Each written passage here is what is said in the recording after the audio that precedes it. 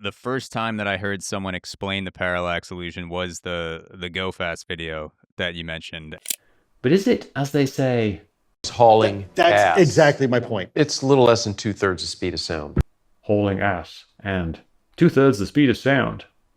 No, it's not even close. It's going as slow as 20 to 40 knots. Just wind speed at that altitude. We can determine this with some slightly more complex analysis. And it seems like this comes up pretty often when it comes to UFO videos, especially those that are over bodies of water. Yeah. For people listening to this who might not be familiar with parallax, why is it such an important thing to understand when you're looking at UFO videos like this, like the missile or the Go Fast?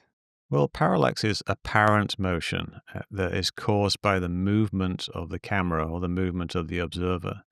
So if you've got like, say two objects, one's like 10 feet away and one's 20 feet away, and you're looking at, say, the first one, you move your head to the right, the object behind it will look like it's moved to the right.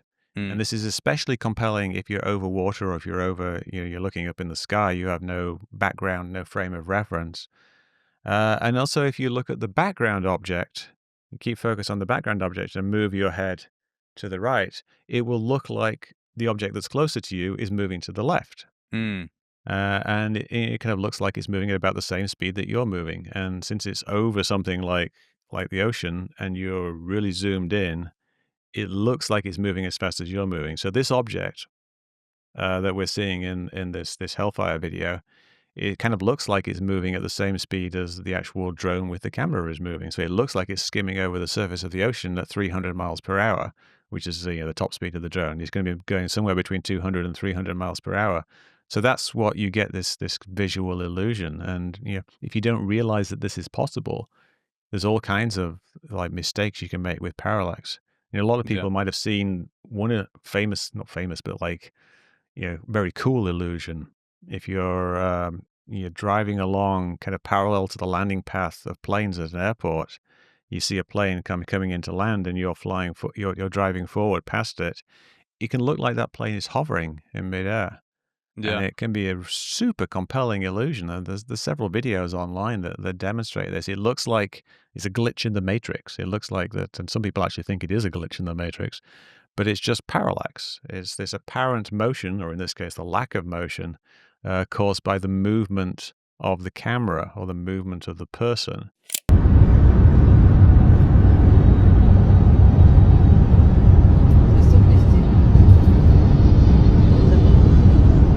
So if you were to stop, the illusion would just vanish.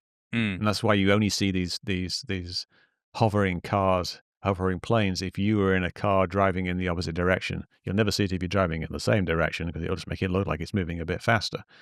So it's something that's responsible for a lot of illusions, and it's something that people don't understand. Even some of the people who claim to be analysts, UFO analysts, don't understand it. There's a famous case called the Aguadilla case in Puerto Rico, sometimes referred to as the Puerto Rico UFO.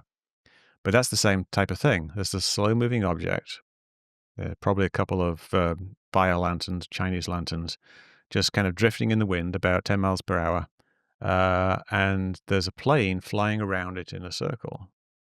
Now, we know the plane's flying around it in a circle because we have the exact coordinates of the plane, but we don't know the coordinates of the thing in the middle.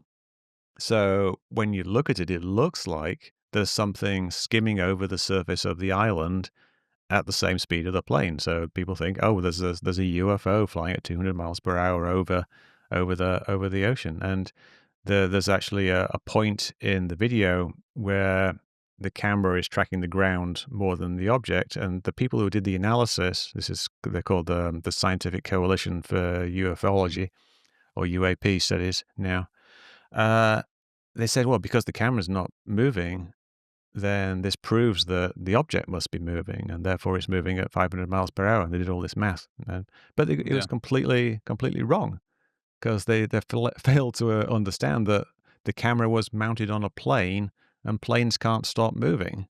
So it had to be moving. It was just, it was just turning the angle of the camera. So it's difficult to to explain these things without visuals.